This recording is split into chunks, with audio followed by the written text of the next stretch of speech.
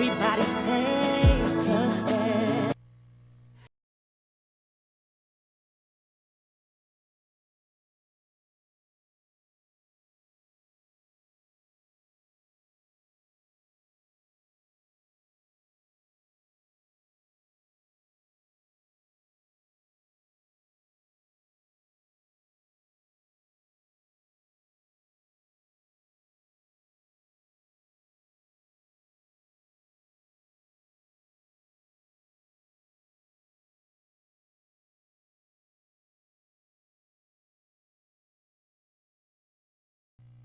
A pleasant evening to you, my viewers and listeners in TV Land. Welcome to another episode of Let's Talk with Annette. This is Tuesday, March 14th, 2023. And I trust that your day went well and you were able to achieve whatever you would have set out to achieve. However, before I get into the actual program, permit me to get some announcements out of the way. And I want to remind you, viewers and listeners, by now you should be aware that local government elections is set for June 12th, 2023. And prior to or leading up to that particular day, we have nomination day. GCOM has announced nomination day for April 17th, 2023. So I trust that you people living in your respective local authority areas, you get involved in the process, you go out and you support the candidate of your choice. But I must make the pitch that for the APNU, I trust that you will give your full support to the candidate who will be representing the APNU, and also to let you know that local government elections is critical because it has to do with your community. It has to do with the environment in which you survive in which you live in. So all things local must be of interest to you. Your garbage is of concern. The drain in front of your house is a concern. The parapet is a concern. The play field in your community is a concern.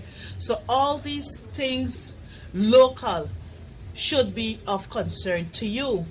We all are aware that the current regime is out to ensure that they claim the municipality of Georgetown, and we cannot allow the People's Progressive Party Civic to get their hands on Georgetown. We can't allow them to control New Amsterdam. We cannot allow them to control Linden, Bartica, Madhya, Mabaruma. These are all townships that were in some time controlled by the coalition government. And you know that Madhya, Mabaruma, Letem, and there's another one, Bartica. They all became townships under the APNU AFC while we were in government. So please, we cannot afford to lose those areas controlled by us. So local government elections again is set for June 12th, 2023. Nomination day is set for April 17th, 2023. I also want to remind you that COVID is with us. I note that the government received some tablets in the form of medication to deal with COVID from one of the international bodies. So I guess they will inform us as to how to receive those medication and how they intend to roll it out. So COVID is still with us, so I ask of you to continue to wear your mask, wash your hands, and maintain your distance. You know, over the last 3 days, Linden, the mining town of Region 10, Linden, was hit hard with deaths, whether by road and the mining pit there at both sides. So I want to extend my deepest condolences to the relatives and friends of the bereaved who would have passed. I know earlier today they were able to retrieve the equipment or the machinery rather, and also the bulldozer, and they were also able to retrieve the body of Mr. Neptrid Hercules. So once again, my deepest condolences to his sorrowing relatives and friends.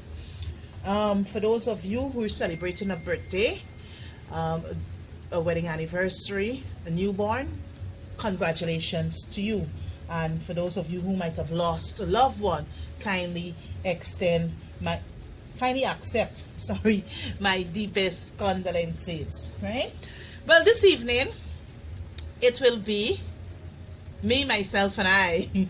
I don't have a guest. I should have had my colleague, the Honorable Ganesh Mahipal, but due to not being unwell, he is asked to be excused for tonight, and hopefully he should be here with us next week. So I was trying to get another guest, but that guest has a meeting at 6:30 this afternoon. But nevertheless, as a soldier, you always have to be prepared. So I'm prepared to carry the program all alone, and I trust that I would be able to open up the phone lines probably 10 minutes before the close of the program. But this evening, the topic that I want to focus on would be matters of public importance. And there are a number of matters currently alive in the public's domain. And we would have recognized how the current regime is actually dealing with some of these matters. But first of all, I want to get out of the way. It has to do with the frequent road accidents on our roadways. Just last week, we had a fatal accident on the west coast of Demerara, Greenwich area there, of where a minibus driver, two elderly women, a young man, and late couple days after, there was another death. So it's 5 persons lost their lives due to reckless driving on the road. And you know, when accidents of this nature occurs, it leaves deep wounds in the body of persons, you know, loved ones of those deceased. And for me, I have seen as a road user how other road users would use the road indiscriminately. You know, they're not exercising the 5 C's. And this is basic things that we learn during our theoretical training for our road license. But it seems as though things have gotten way out of hand. So a lot of accidents are occurring on our roadways. And I want to appeal to all of us who are using the road. Please use it with care. Use it with caution. Use it with consideration. You know, use it with common sense. Please, like your life, others. Their lives too are important.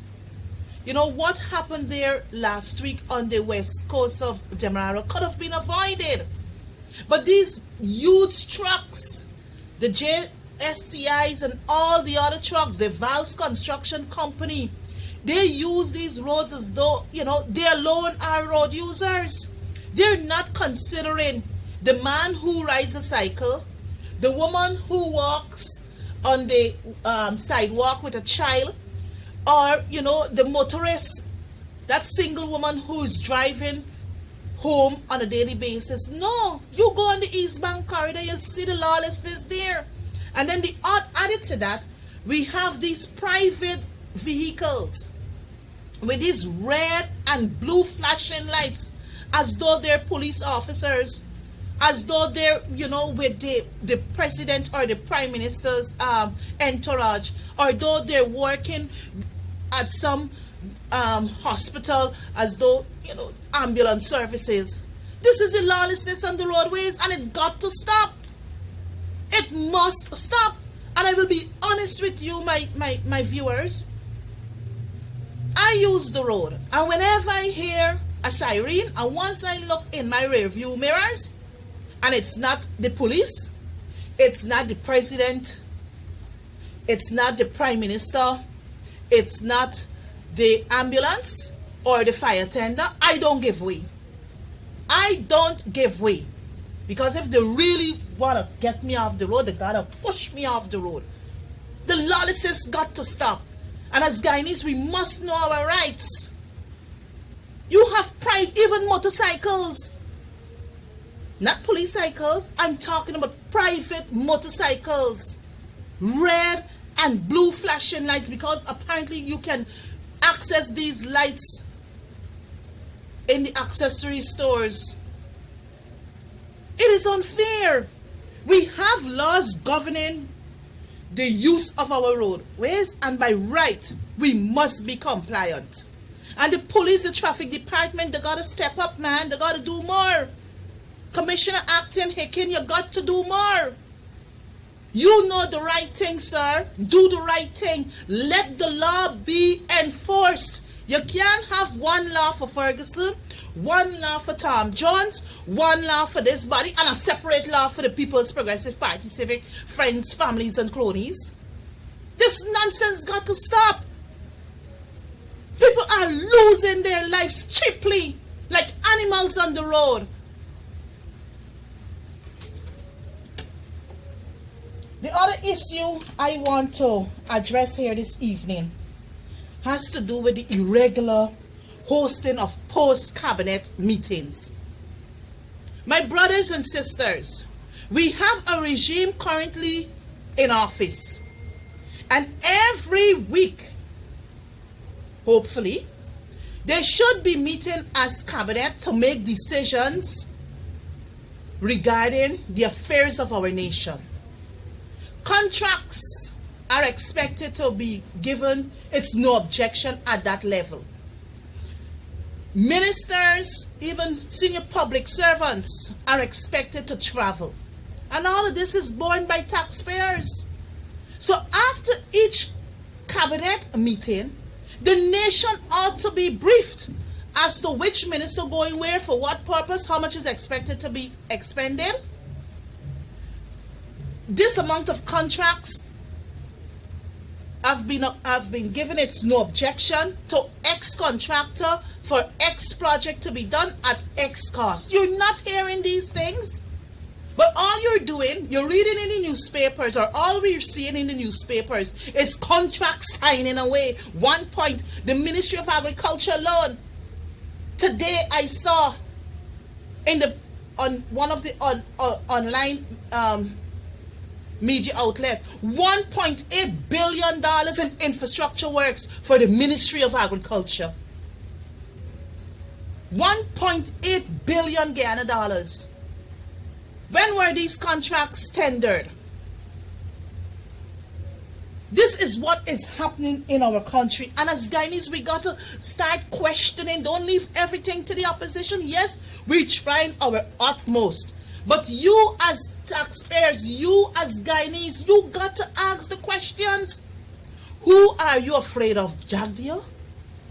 No, man. Jagdio is just as human as you and I. Don't let one man fear us. We should fear God. He's the only man we should fear, not Barra Jagdio. But Barra Jagdio believes that Guyana is his estate, so he can do as he likes. But you know the saying goes, one can do as long as they want. Yeah?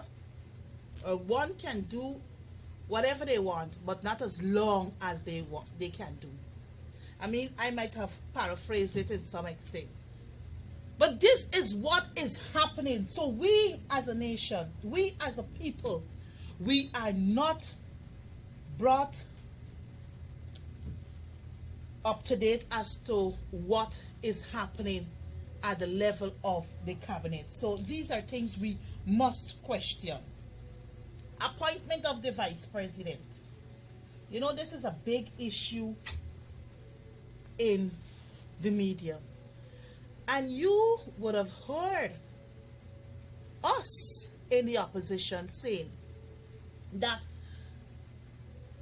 the title that Mr. Barra Jagdio is carrying ought not to be. The Constitution, this book is very clear on how a person or persons ought to be appointed as vice president. And may I briefly share with you what Article 102 of the Constitution speaks to. 102, and this is what it says. Vice presidents. But even before I go to 102.1, the president may appoint vice presidents for the purpose of assisting him or her in the discharge of his or her functions. I repeat, 102.1 states, the president may appoint vice presidents for the purpose of assisting him in the discharge of his or her functions. And this is what subsection 2 of 102 states. If he or she is not otherwise the holder of an office of the vice president, the person holding the office of prime minister shall by virtue of holding that office be a vice president, and he or she shall have precedence over any other vice president. So 102.2 is very clear.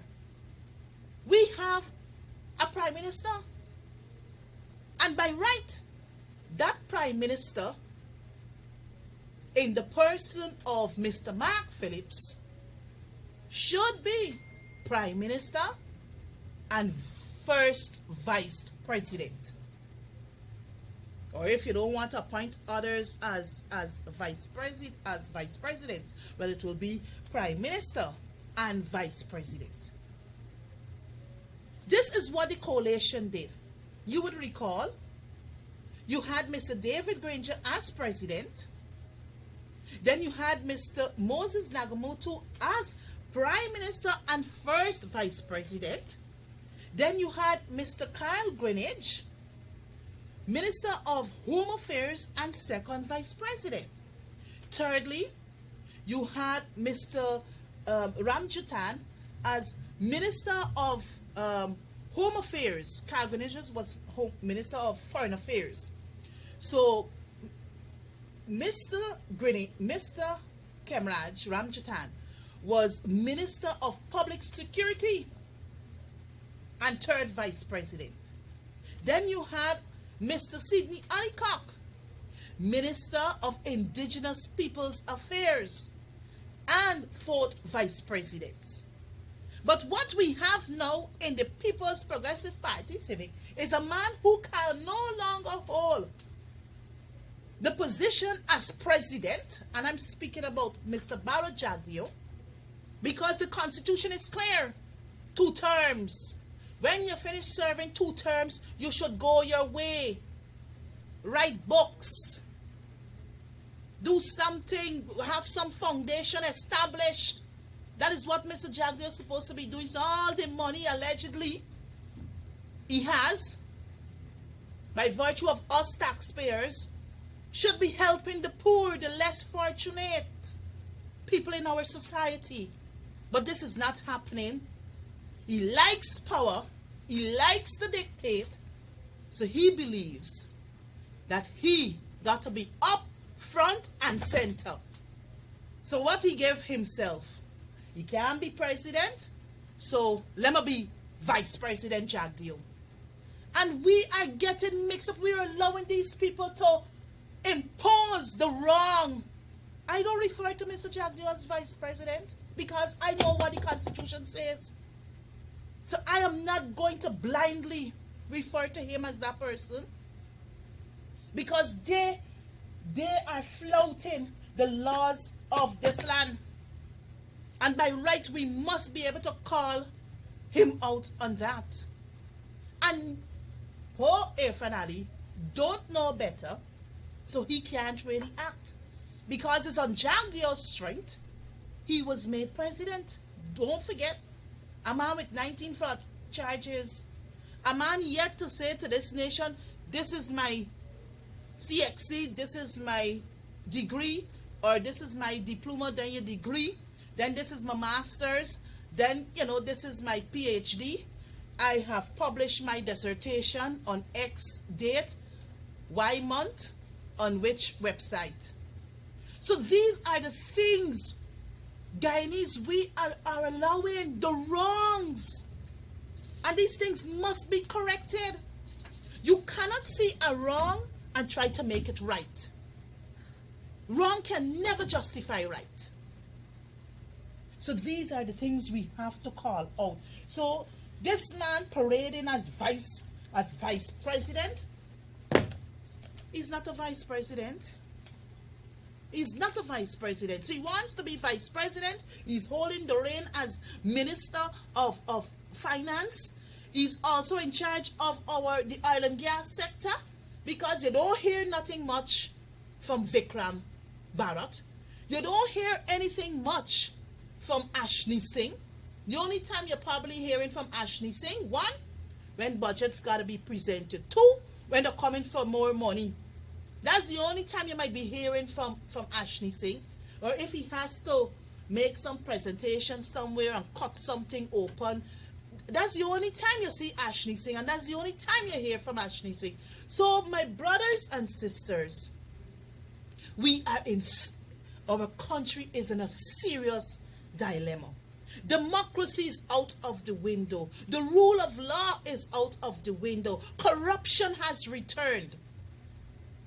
And this is something we have to change. They promised us, well, not us, they promised Guyanese that they were going to make life better for Guyanese. But I'm telling you, from 2020 to now, it's worse. Yes, we had those who were complaining, the coalition in doing nothing and this and that.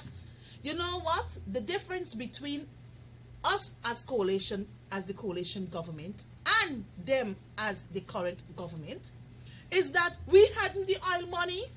So many of the things we see them running around the place that are doing, they now got access to the oil money because we were able to make it possible so that they could have drawn down from December 2020. It is the coalition foundation that they're working on. But you know what? They're not going to tell you that, my brothers and sisters. So now they have the oil money. They're getting more money now circulated in the economy with a small size in population, and still Guyanese are suffering. Something is definitely wrong. We just can't be eating roads because Jagdeo told the people in Region 9, where we changed the landscape. Region 9 had red road. You go to Region 9 now. Certain parts in Region 9, you will see concrete road. All credit to the coalition government. Go to Madia, concrete road. All credit to the coalition government. You go to Mabaruma from the airstrip right through to the waterfront. All credit to the coalition government. And as a former minister of government, from time to time, I have to remind you, the Guyanese people, what we did. We did more than what they, more in less than 5 years than what they did. What they failed to do, in 23 years. The first 23 years they had. So now they're back in government, all over the place. You turn left, you turn right, you're to the center, you're to the back. If it's not the green spaces now, they're sand filling and, paving it with colored blocks. I don't have a problem with development, but what we're supposed to be doing at this juncture is looking after our people. The people's development comes first.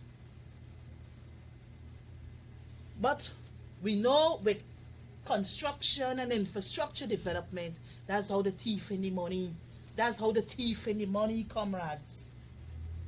So, Jagdeo, this constitution is clear. Shouldn't be referred to as vice president. The oil and gas sector. We have heard the presentation by the AFC last Friday. They addressed, and I think just before I came on, I was listening to the news where Dr. Vince Adams, spoke exclusively on what is happening, where flaring is concerned, where the whole water management is concerned regarding the oil and gas activities here in our country. But you feel this government can't? No. They have no interest. We're hearing, champion of the earth, always speak high of the environment. But what is happening now? He has no interest in the earth nor the environment. So the citizens of this country, we are at more risk than anything else.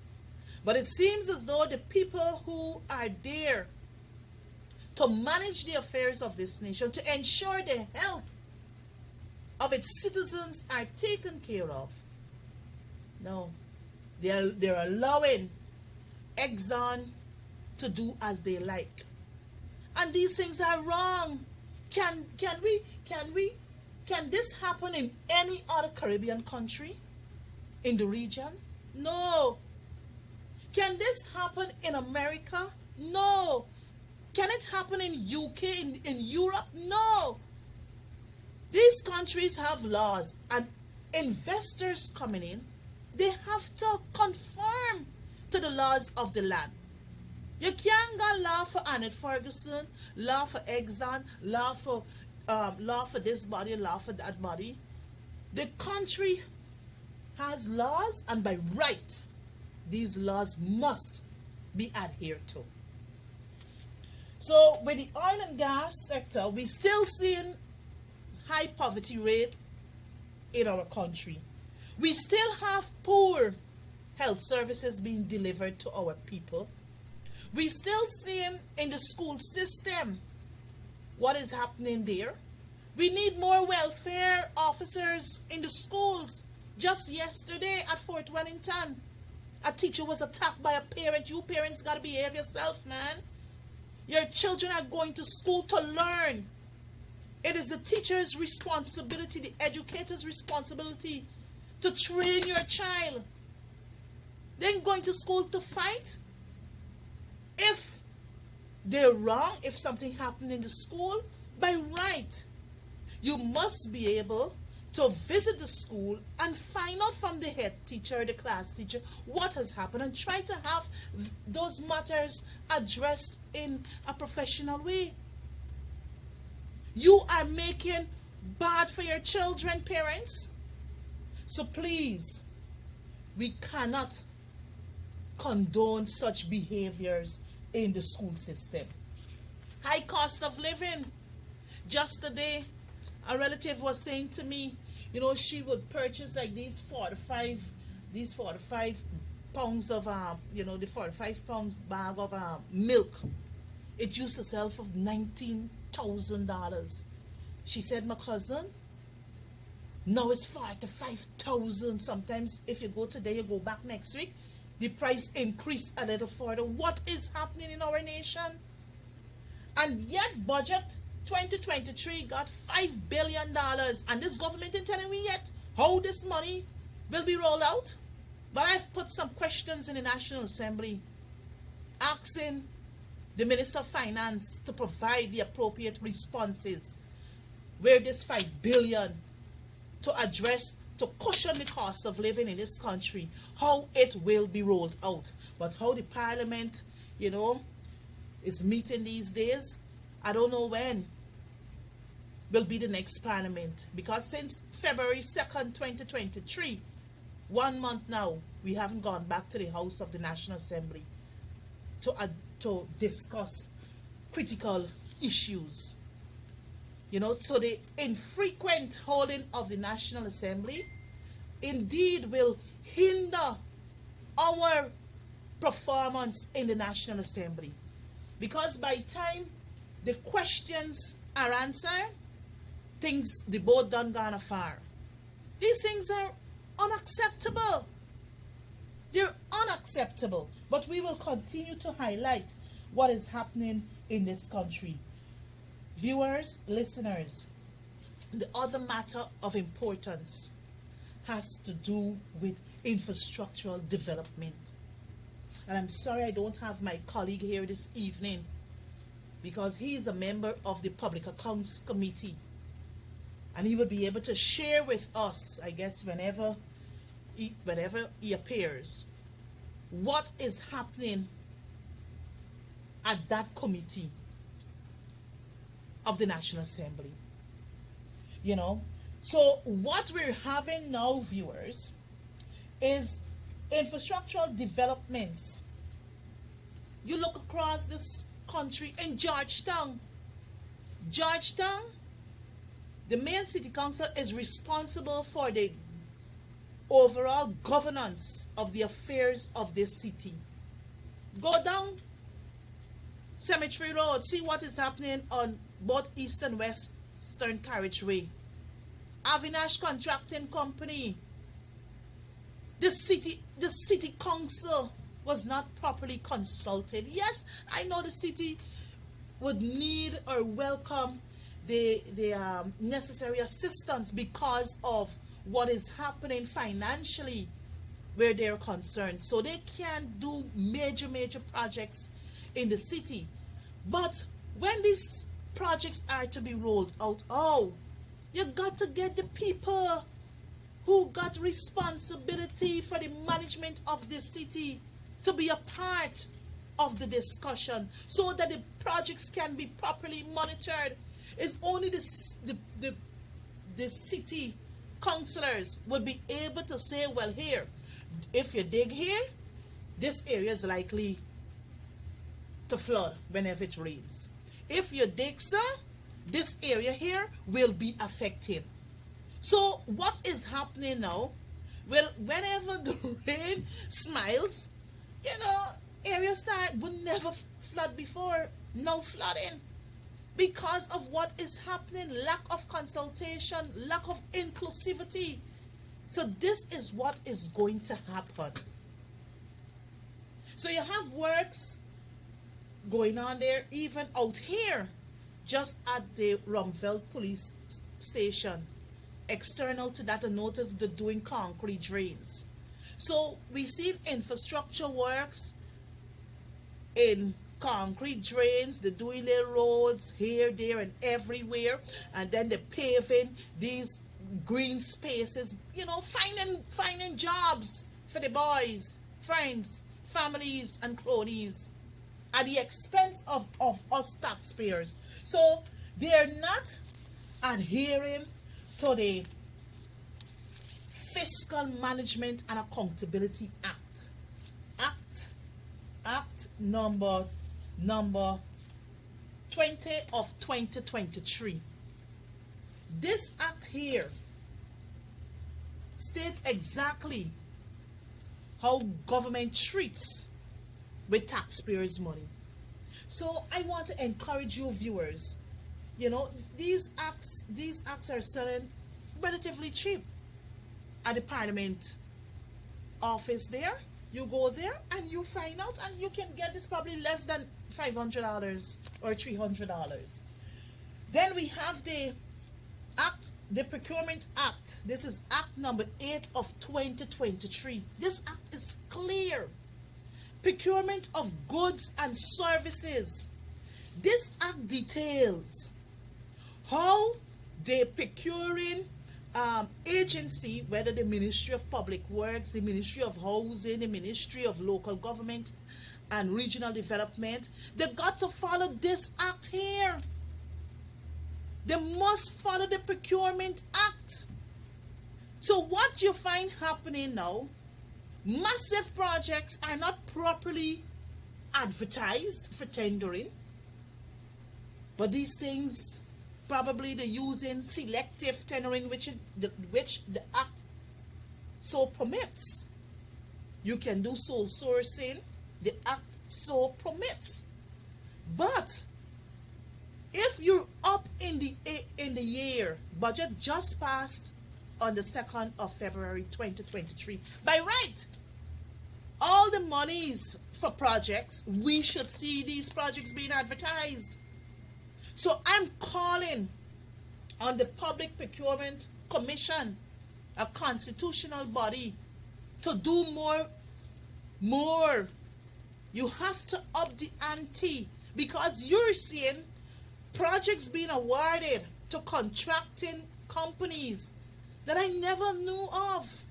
I never heard of them. I served in 2 ministries. I never heard about Caribbean Green Building Company. I never heard about VALS. I never heard about JSCI. I never heard about Avinash Constructing Companies and all likes. So many of the companies, many of the contracting companies that were previously doing contracts for government, they've now been pushed out. And I'm sure if we to conduct a survey on these new companies getting jobs, they don't have the experiences. But because of their affiliation with the People's Progressive Party Civic, they're getting jobs at the expense of you, the taxpayers. Then we have the other issue still pending is the Sugates. Mr. Jagdio, I have a draft letter to the editor concerning that particular matter, and I'm expecting to have it published sometime in the week.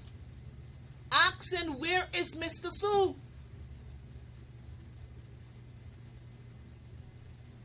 Voice News revealed to us last year, February, what was happening with Mr. Jagdio and Mr. Zurong Su, a businessman. And to date, we heard from Mr. Jagdio's own mouth that he will sue Mr. Su. Then we heard that they can't locate Mr. Su. Now, if Mr. Su was your tenant, how come you can't locate Mr. Su to sue Su? So this matter must not be swept under the carpet. Mr. Jagdio has done a whole lot. Bad for business. Bad for business. But everybody, if the little guy, caught snatching, which I don't condone, I don't condone criminal acts or wrongdoings. But they go after these people. And you have Mr. Jagdio, who has been fingered in alleged corrupt practices practices and still walking with his chest up as though he did no wrong.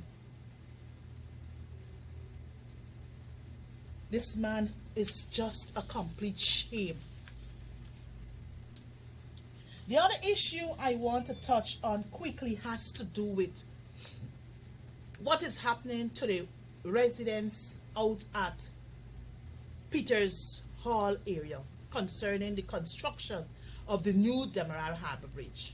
You will recall that the coalition did a study, a feasibility study, which captured everything: the socio-economic assessment, the environmental impact assessment, everything was covered. The cost for the bridge, everything was covered. Every single thing. You know, this was our 5-year infrastructural development plan from 2017 to 2025. And I can tell you, this plan detailed what Guyana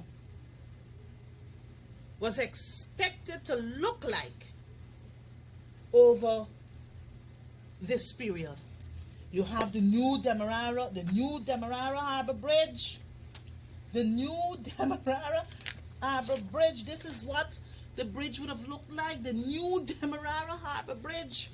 You know, we had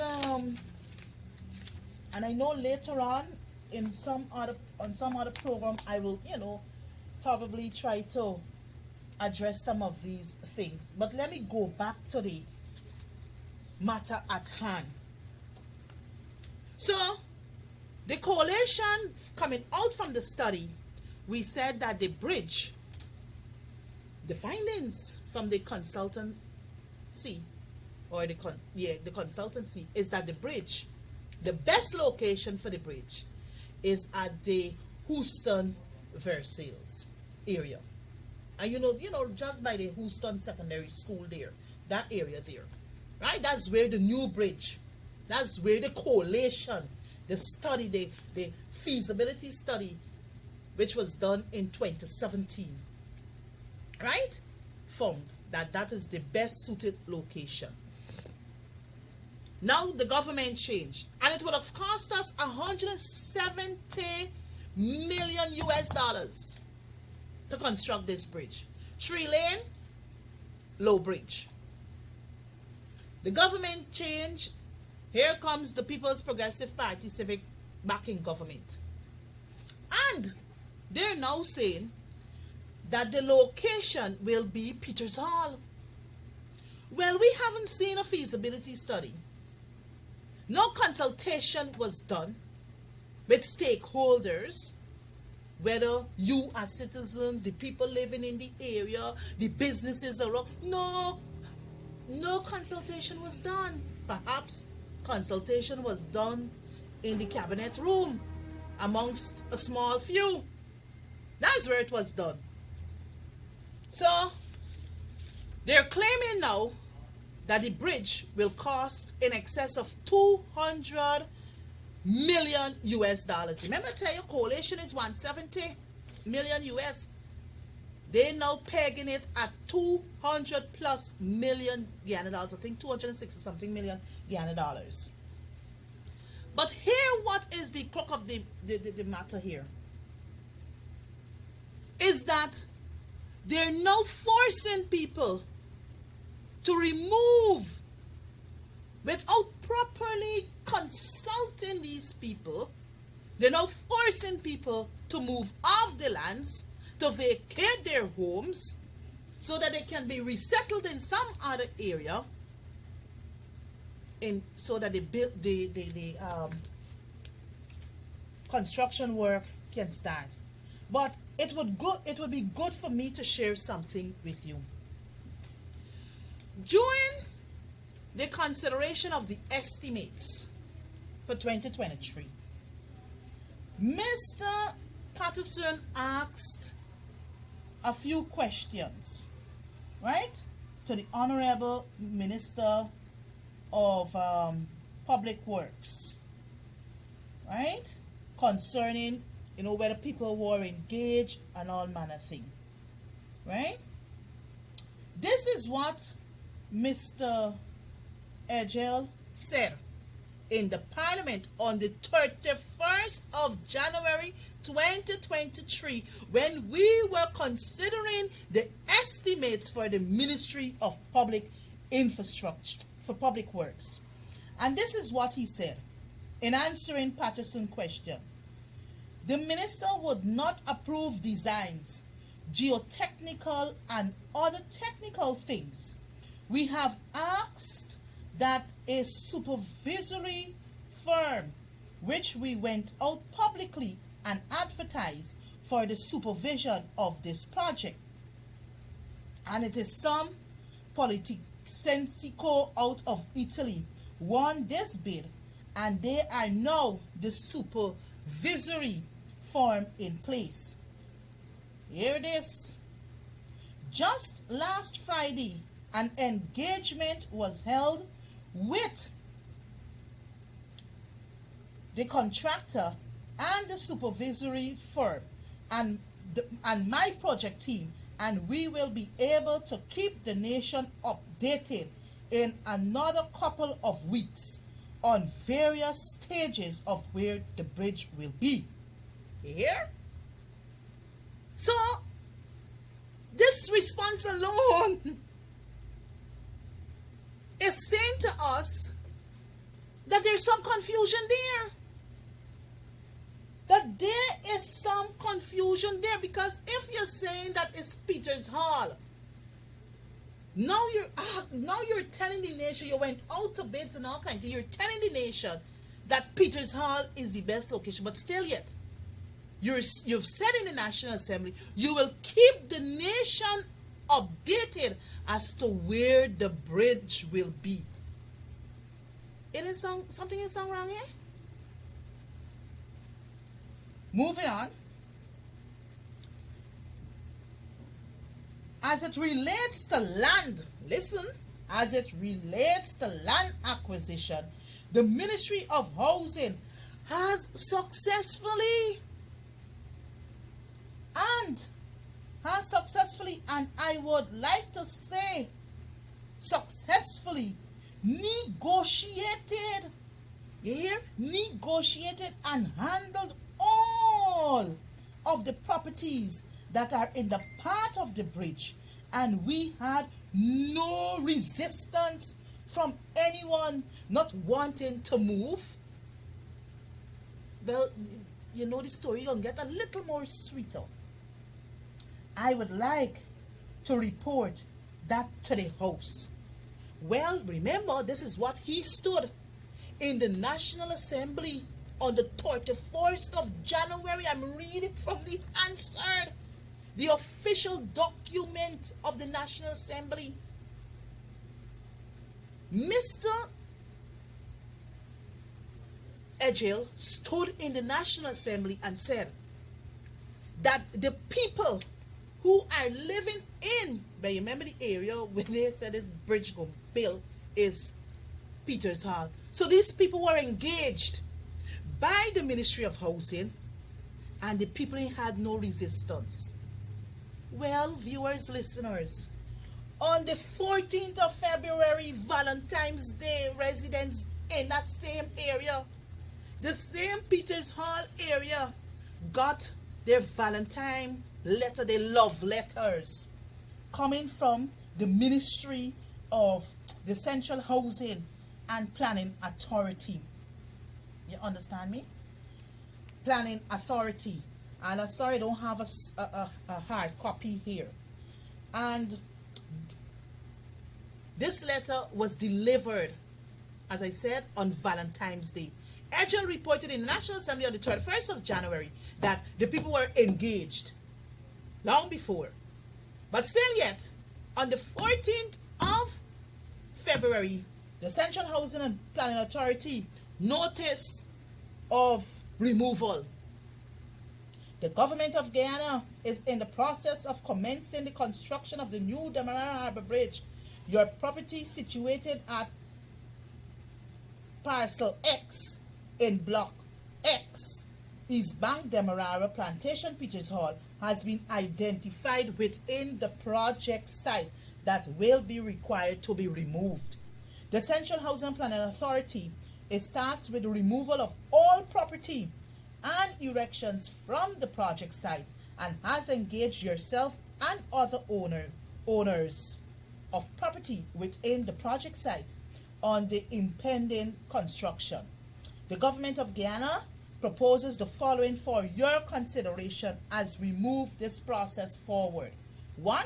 To compensate you for the property in accordance with a valued report obtained from the Valuation Division, Ministry of Finance, situated at 137 Camp Street, South Comminsburg, Georgetown, that details the current market value of the property in addition to displacement value totaling the sum of $21,050,000 Guyana dollars.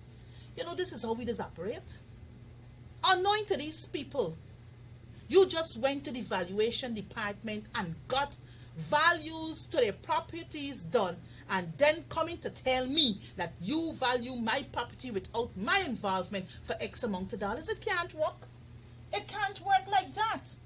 Secondly, you will be required to enter into an agreement of sale and purchase with the government of Guyana for the sale of your property in accordance with the valuation report.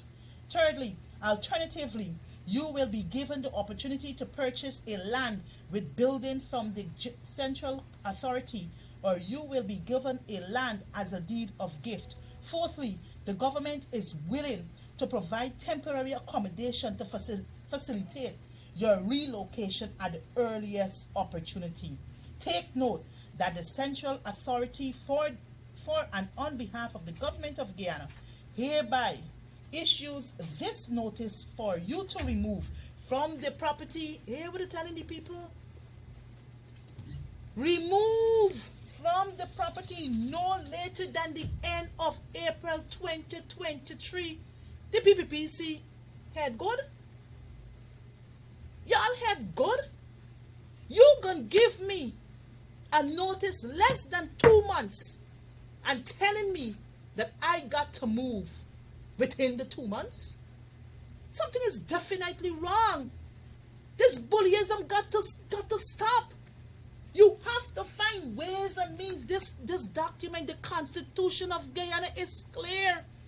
Article 138, I think, or 147 or 48, speaks to the issue of consultation. Where are we going, PPPC? Where are we going, Mr. Irfan Ali?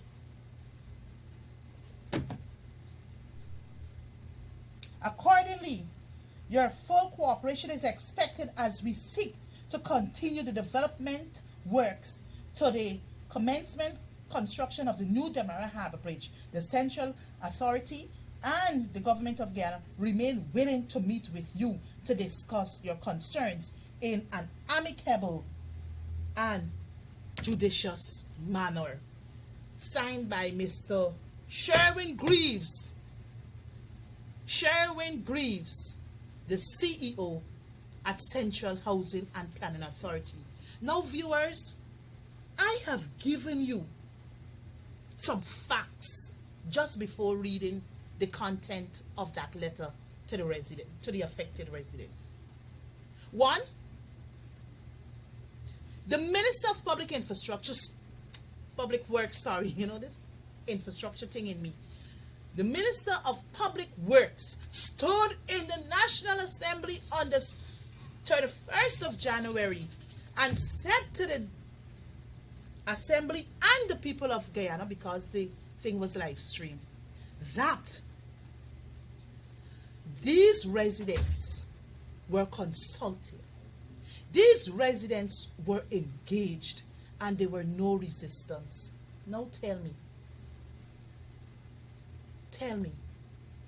14 days after, the people received letters informing them, because they weren't informed before, that they got to move. Is this right? It isn't right. And we cannot trust these people. because nothing has done to date where that new Demerara Harbour Bridge is concerned. But monies have been appropriated. Where are these monies going? Just last week, we got this Linden to Mabura Road to be constructed. Billions were passed in the National Assembly for the work. And one young man who works at a particular ministry said to me, MP Ferguson, you know the other day I went on the Linden and Mabura Road, nothing in start yet. I said, what you said? So during my research, I was trying to locate the question put to Edgel concerning the Linden to Mabura Road. So I haven't stumbled on it as yet. So I will, search further. But I recall Mr. Edgel saying that yes, a lot of equipment, workers, hundreds of workers along the road. But I hear not one pile in draw yet. Not one pile in draw yet. But money's like sand in this nation. Where are our monies going? Somebody got to answer. But they will come back to the National Assembly before we go into recess in August, asking for more money. Out of 781.9 billion passed for budget 2023.